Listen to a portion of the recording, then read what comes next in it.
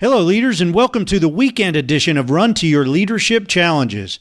Hey, this past week we spent a lot of time talking about your attention, specifically what, who, and even what emotions may get your attention.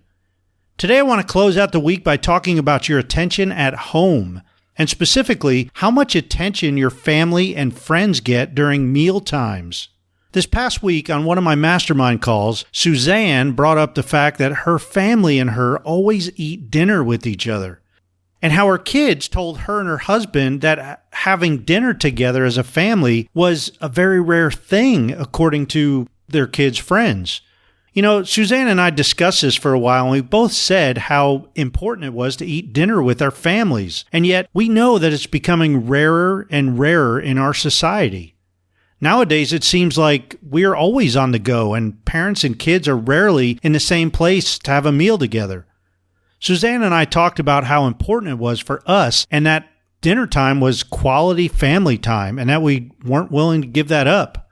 I know when I grew up, that was one thing I could always count on, having dinner with my entire family. And it was a rare occasion for anyone to miss dinner. Dinner time together was always and still is a time for us to talk to each other as a family and share with each other about how our days were. My family often plays high-low. Now, before you think about it, this is not a poker game. It's when everyone shares their high point from the day and their low point from the day. Everyone in my family has to share. There's no exclusions here, from our 5-year-old all the way up to me. And we always take turns in what order we'll go.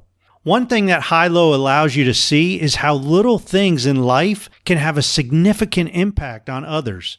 It allows you to get to know your kids and your spouse on a much deeper level because it allows you to hear what was their highlight for the day and what was their low light for the day. And sometimes that leads to much deeper conversations right at the dinner table. Now I realize that many of you listening may not be able to have dinner with your family. And now that my 3 oldest daughters are all working, it's a rare occasion for us as well. However, today's challenge is for you to try to have at least one meal together this next week where you can all sit down and eat together and have some quality open conversations.